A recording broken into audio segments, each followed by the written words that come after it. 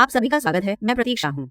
दोस्तों, आज हम 2020 में आई एक क्राइम थ्रिलर वेब सीरीज के बारे में बात करने जा रहे हैं। कोविड के समय में अगर किसी बेहतरीन सीरीज ने हमारा साथ दिया है तो उसमें सबसे पहला नंबर असुर का है। अगर हमने किसी से भी फोन पर पूछा होगा तो सबसे पहली बात उन्होंने यही कही होगी कि क्या आपने असुर देखी है, और अगर नहीं देखी है तो जरूर देखें। दोस्तों, कोविड का समय ऐसा था कि उस समय जो भी नई चीज आती थी उसे सभी लोग देखते थे। हालांकि अगर मैं सर्वश्रेष्ठ वेब सीरीज की बात करूं तो सेक्रेड गेम्स और मिर्जापुर का मुकाबला कोई नहीं कर सकता। लेकिन असुर ने भी खुद को उस कतार में लाकर खड़ा कर दिया। हर कोई इसके दूसरे सीजन का बेसब्री से इंतजार कर रहा था, लेकिन इसे बनाने में मेकर्स को करीब 3 साल लग गए। इस वेब सीरीज की कहानी तो सभी को अच्छे से याद होगी, लेकिन मुझे यकीन है कि आप इसमें छोटी छोटी बातें भूल गए होंगे। मैं असुर की सीरीज इसलिए शुरू कर रहा हूं क्योंकि जल्द ही असुर सीजन 2 रिलीज होने वाला है। तो कैसा रहेगा अगर असुर सीजन 1 को एक बार याद किया जाए? तो चलिए बिना इंतजार किए फिर से चलते हैं, इस उलझी हुई पहेली को एक बार फिर से सुलझाते हैं।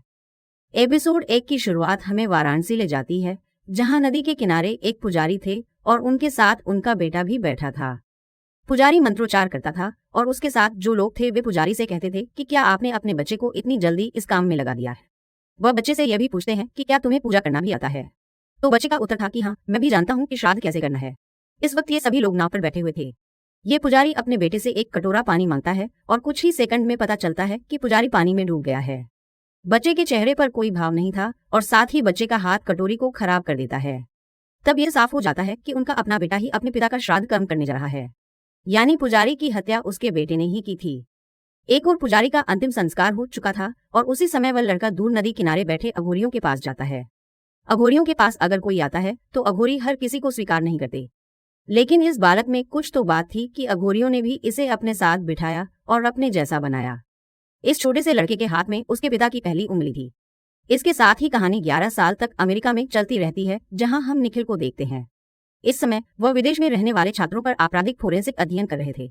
निखिल को फोरेंसिक के बारे में इतना पता था कि वह लाश और लाश के बीच का अंतर बता सकता था, यानी ये सब उनके खून में था। एक छात्र ने निखिल से पूछा कि आप सीबीआई में क्यों नहीं हैं। निखिल कहते हैं कि मैं इस सवाल का जवाब देते देते थक गया हूँ और ये मेरा निजी मामला है जिस पर मैं बात नहीं करना चाहता।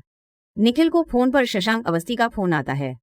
इसके साथ ही निखिल का एक दोस्त था जिसके पास एक केस था और वह उस केस को लेकर बहुत उलझन में था। ऐसे कई मामलों में निखिल अपने दोस्त की मदद करता था और इस बार भी उसने एक हत्या की गुत्थी सुलझाने में अपने दोस्त की मदद की। इन बातों से पता चलता है कि निखिल बहुत ही होशियार फोरेंसिक डॉक्टर था। इसके साथ ही हम ये भी जानते हैं कि दोस्त की मौत के बाद निखिल के लैपटॉप पर कुछ कोऑर्डिनेट्स आते हैं और ये निर्देशांक हत्याओं के थे। हालांकि निखिल इन निर्देशांकों को वापस भारत भेज रहा था। दृश्य एक लड़की पर केंद्रित है जो अपनी रसोई में खाना बना रही थी। उसी वक्त एक शख्स आता है और प्लेटफॉर्म पर इस लड़की के सिर पर जोर से वार करता है, जिसके कारण उसके सिर से खून निकलने लगता है और उसके बाद लड़की के सिर को सीधे ओवन में डाल दिया जाता है और ओवन चालू कर दिया जाता है। उसके बाद हमें एक कार दिखाई जाती है। उस कार से आदमी इस लड़की को बाहर लाता है। वह उसे जमीन पर लटका देता है और फिर उसके शरीर पर मांस के ढेर सारे टुकड़े डाल देता है। इसके बाद उस लड़के के आसपास बहुत सारे कुत्ते आ जाते हैं और उसे पूरी तरह बर्बाद कर देते हैं। निखिल जिस कॉलेज में पढ़ता है, हमें पता चला कि निखिल को वह कॉलेज बिल्कुल पसंद नहीं है। अब हम यहाँ निखिल की कहानी देखते हैं। निखिल की एक पत्नी है जिसका नाम नैना है और वह भी हमेशा अपने काम में व्यस्त रहती है। जब निखिल घर आता है तो नैना और निखिल एक साथ क्वालिटी टाइम बिताते हैं। साथ ही आज क्या हुआ ये भी शेयर करते हैं, लेकिन उनकी बहस बातों बातों में शुरू हो जाती है। हमें पता चला कि निखिल भारत में सीबीआई में शामिल हो गया था और आज भी वो उसी दौर में है। नैना के कहने मात्र से ही वह अमेरिका आ गया, क्योंकि अब उनकी एक बेटी है जिसकी देखभाल नैना अकेले ही कर रही थी और अब निखिल को अपने परिवार की देखभाल के लिए अपनी पसंदीदा नौकरी छोड़नी पड़ी। इसी बात को लेकर नैना और निखिल में झगड़ा हो रहा था। तुम यहाँ आए हो परंतु केवल शरीर से, आज ये मानसिक रूप से हैं। इस बीच उनकी बेटी आ जाती है और अब एक और कोऑर्डिनेट निखिल के पास आता है। निखिल और नैना दोनों अपनी बेटी को सुलाने के लिए एक साथ जाते हैं और अगर उनके बीच कोई बहस हो भी जाए तो उसे भी बातचीत से सुलझा लेते हैं। अगली सुबह हमें दिखाया जाता है कि एक खेत के बीच में एक शव लटका हुआ है और उसके चेहरे पर मास्क लगा हुआ था जो बेहद डरावना था। यहाँ फोरेंसिक टीम पहुंची थी और लालार दुबे नाम का एक अधिकारी निखिल को एक तस्वीर भेजता है। इस वक्त निखिल की बेटी उनके फोन पर गेम खेल रही थी और जब गलती से उसकी नजर निखिल की बेटी पर पड़ती है तो वह बहुत जोर से चिल्लाती है, क्योंकि फोटो देखने में वह बहुत खतरनाक लग रही थी। निखिल अपनी बेटी से फोन लेता है और तस्वीर देखता है और वह उस समय फोन भी बंद कर देता है, जिसके बाद जांच शुरू होती है। शव को जमीन पर लाया जाता है। इसकी हर तरह से जांच की जाती है, लेकिन यह स्पष्ट नहीं हो सका कि वह लड़का था या लड़की। वह अभी मारा गया है। उसकी हत्या कैसे की गई और यह कौन हो सकता है? इतनी दर्दनाक मौत किसने दी होगी? इस चेकिंग का नेतृत्व दुबे कर रहे थे। तभी दिल्ली पुलिस यहाँ पहुंचती है, जिसमें कहा गया है कि ये जांच हमारे क्षेत्र में आती है, लेकिन उसके लिए आपको हमारे सीनियर से बात करनी होगी। सीनियर शशांक यही थे, जो बताता है कि अब ये केस सेंट्रल को ट्रांसफर कर दिया गया है। अब ये मामला दिल्ली पुलिस के पास नहीं है। दुबे ने अपनी टीम के साथ शव की जांच शुरू की। अब हमारा परिचय इस वेब सीरीज के मुख्य किरदार से हो गया है, जो अरशद वारसी हैं, जिनका नाम धनंजय राजपूत है। वह अपनी जिंदगी को लेकर भी काफी चिंतित हैं। उनकी एक प्रश्न भी है, जो हमें बाद में पता चलेगा।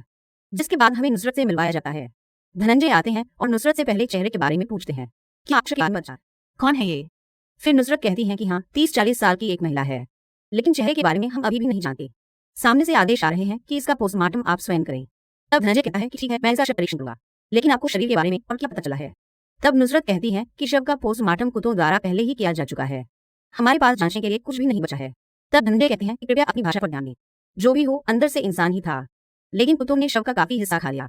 शरीर में जांचने लायक कुछ भी नहीं बचा था। जिसके बाद धनंजय खुद अपने केबिन के अंदर चले जाते हैं। वह कुछ पेपर वगैरह पढ़ता है और साथ ही वह अपनी पत्नी को मैसेज करते हैं कि अगर आप पहुंच गए हैं तो मुझे मैसेज कर दीजिए, जहां से जवाब मिलता है कि मैं तो कल पहुंच गया था। अपना कैलेंडर जांचें। यहाँ हमें पता चला कि धनंजय और उसकी पत्नी के बीच कुछ खास नहीं है। वहीं उनकी पत्नी इस वक्त शहर से बाहर है। इससे सीन निखिल और नैना पर शिफ्ट हो जाता है।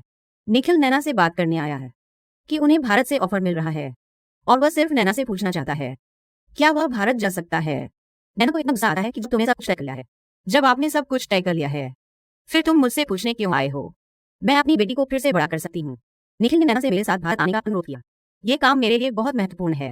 मैं जहाँ रहने जा रहा हूँ, ये मेरे लिए सिर्फ समय वाली है। वो व्यक्तित्व मेरा नहीं है, ये बस मेरी मजबूरी है। इन दोनों के बीच एक बार फिर बड़ी लड़ाई देखने को मिल रही है। नैना ने कहा कि उन्होंने इस काम के लिए बहुत कुछ किया है और वह भारत वापस नहीं जाएगी। वह अपनी बेटी को एक जगह नहीं रखेगी जहाँ उनके पति की नौकरी से उनके परिवार को खतरा है।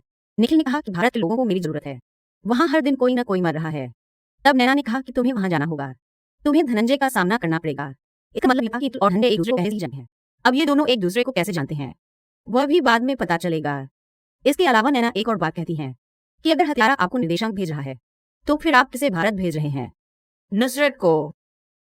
इसका मतलब युवा निखिल और नुसरत भी साथ में काम करते थे। तब निखिल समझाता है कि मैं तुम्हारे मन का कुछ नहीं कर सकता। मेरे और नुसरत के बीच कोई बातचीत नहीं होती है। इसके बाद दोनों के बीच काफी गलतफहमियां हो गई। अब यहाँ धनंजय और नुसरत एक साथ शव परीक्षण करने लगते हैं। सबसे पहले वे अपना प्रेजेंटेशन शुरू करते हैं, जहाँ वे बताते हैं कि शव परीक्षण के समय कौन मौजूद है। धनंजय बताते हैं कि उनकी उम्र क्या है, उनकी मौत का कारण क्या हो सकता है, इस समय हुक्कों की क्या स्थिति है। वहीं धनंजय नुसरत से कहते हैं उनकी मृत्यु का कारण क्या है, इस समय हुक्कों की क्या स्थिति है। वहीं धनंजय नुसरत से कहते हैं हाथ की उंगलियां कट गईं। पवित्र यह पता चला कि उसकी एक हाथ की उंगलियां कट दी हैं, मानो उन्हें कुत्तों ने काट लिया हो, लेकिन दूसरे हाथ की पहली उंगली कटी हुई है। ऐसा लग रहा है कि उसे किसी ऊंची चीज से काटा गया है। धनंजय को एक क्लिक मिलता है और साथ ही वह अपने ऑफिस भी चले जाते हैं और कुछ पुराने केस निकालता है। इस बार भी वही मामला है, लेकिन इन हत्याओं के बीच काफी अंतर था, मानो 3-4 साल का फासला हो। ऐसा लग रहा है कि वो खिलाड़ी वापस आ गया है। वह अपनी पहचान भी हाथ में लेकर आए हैं, क्योंकि पिछली हत्याओं में कोई मुखौटा नहीं था, लेकिन इस हत्या में हत्यारा कुछ बताना चाहता है। जो भी हो, ये मामला काफी लंबा चलने वाला था। इसके साथ ही सीन अतीत की ओर चला जाता है। अब तक शशांक के फोन निखिल के पास आए थे। दृश्य अतीत की ओर चला जाता है। हम बताया गया कि निखिल और धनंजय के बीच कुछ कनेक्शन है। यहाँ पता चला कि निखिल एक छात्र है और धनंजय उनके गुरु हैं, जो उसे फोरेंसिक साइंस पढ़ा रहा था। धनंजय इस समय अपने सिद्धांत पर बात कर रहे थे। बहुत सारे हत्यारे हैं जो अपने पीछे कुछ सबूत छोड़ जाते हैं, लेकिन उनमें से कुछ ऐसे हत्यारे हैं जिसका सबूत पीछे छूट गया है, और कुछ हत्यारे ऐसे होते हैं जो साफ कत्ल करते हैं। लेकिन निखिल की थ्योरी ऐसी थी कि वह अपने गुरु पर सवाल उठाता है और कहता है कि ऐसी कोई स्पष्ट हत्या नहीं है, पीछे कोई सबूत नहीं बचा है। जिसके बाद धनंजय निखिल को एक घटना बताते हैं और फिर कहते हैं कि आप इसे हल करके बताएं कि ये साफ हत्या थी या फिर इसके पीछे कोई सबूत भी हो सकता है। धनंजय को पता चला कि ये स्टूडेंट बहुत तेज है और वो बहुत आगे तक जाएगा। अभी तक निखिल, जो कि अमेरिका में था, ये भी तय कर लिया था कि जल्द से जल्द भारत जाना है। वहीं नुसरत शव का चेहरा बनाने की कोशिश कर रही थी। जिस खेत से शव बरामद हुआ उसके आसपास पत्थर पर कुछ निशान थे, कार की टक्कर के कारण है। इस कारण धनंजय शहर के हर कोने को ब्लॉक कर दिया था। उसी समय हम देखते हैं कि एक ऑफिस बॉय धनंजय के पास आता है, जो उसके पास एक पेन ड्राइव लेकर आता है। जब धनंजय अपने लैपटॉप में उसकी बातें सुनता है, उसे पता चलता है कि वही कातिल उसके अंदर था। हत्या किसने की है, साथ ही वह ढेर सारी पौराणिक कथाओं के बारे में बात कर रहे हैं, कैसे जीना और मरना है। जिसके बाद धनंजय की आवाज अपनी दूसरी टीम को बताता है, जिससे पता चलता है कि ये कातिल है, बहुत सारी पौराणिक कथाओं का पालन करता है। वहीं उनकी हिंदी बेहद शुद्ध है, उनका लहजा नॉर्थ यूपी से आ रहा है। लेकिन उसने यह आवाज धनंजय को क्यों भेजी, उन्हें इस बारे में भी पता लगाना था। अगले दिन हम फिर निखिल से मिलते हैं, जो नैना से बात करने आता है। इन दोनों के बीच खूब बातचीत होती है। निखिल को भारत आना पड़ा है और नैना हर बार की तरह उसे मना कर रही थी। अब नैना के पास कोई जवाब नहीं था, इस वजह से वह इस बातचीत में ज्यादा हिस्सा नहीं ले रही है। दूसरी ओर धनंजय को दुबे का फोन आता है कि हमें वह कार मिल गई है जिसका एक शीशा टूट गया है और ये वही मॉडल है जिसका रंग हत्या वाले स्थान के पत्थर से बचा चला। धनंजय का कहना है कि इस कार को कोई नहीं छुएगा, हर कोई इस कार से दूर रहेगा। अब इस कार की जांच खुद धनंजय करने वाले थे। धनंजय पास जाता है और सबसे पहले वह बाकी लोगों को हटा देता है। तभी कार में आग लग जाती है। दरअसल कार के अंदर एक केमिकल रखा हुआ था जो हवा मिलते ही आग पकड़ लेता है, यानी सारे सबूत खत्म हो गए। धनंजय सिगरेट छोड़ चुका था, लेकिन इस मामले को देखने के बाद वह भी काफी परेशान थे और दुबे के साथ खड़े हैं। वह सिगरेट पी रहा था और बता रहा था कि अगर हम चाहें तो हमें यहाँ से कोई सबूत नहीं मिलेगा। एक और बात हम जानते हैं, जब नुसरत अपना काम कर रही थी वह निखिल का भी पीछा कर रही थी, यानी वह अभी तक निखिल को नहीं भूली है। धनंजय अपने ऑफिस के लिए निकल रहे थे, इससे पहले कि नैना उसे कुछ समझा पाती। निखिल वहां से चला गया था। हमें एक महिला भी दिखती है जो उस स्थान पर आता है जहां हत्या की गई थी, यानी वही किचन जहां बहुत सारा खून गिरा हुआ था। वह पुलिस को हाथों हाथ बुला लेती है। रात को धनंजय का मैसेज आया है उसकी पत्नी से कि मैंने तुम्हारे लिए एक उपहार छोड़ा है, घर जाकर इसे अवश्य देखें। धनंजय मजाक करते हुए कहते हैं, बस तलाक का कागज मत बनो। घर जाने के बाद उसे कुछ कागजात मिलते हैं और जब वह संगीत बजाता है उसकी हालत खराब हो जाती है, क्योंकि सबसे चौंकाने वाली बात तो वो थी जिसकी हत्या हुई वह कोई और नहीं बल्कि धनंजय की पत्नी थी। और ये बात नुसरत को भी पता है, क्योंकि जब वह स्कैन कर रही थी स्कैनिंग में धनंजय की पत्नी का चेहरा स्कैन हुआ। एक तरफ नुसरत रो रही थी और दूसरी तरफ धनंजय भी पागल था। अपनी पत्नी को इस दर्द से मरते हुए देखना और इस सस्पेंस के साथ यह पहला एपिसोड यहीं खत्म होता है। तो फिर किसी ने धनंजय की पत्नी की हत्या क्यों की? आइए आने वाले एपिसोड में बताएं। अगले एपिसोड में मिलते हैं, तब तक टाटा।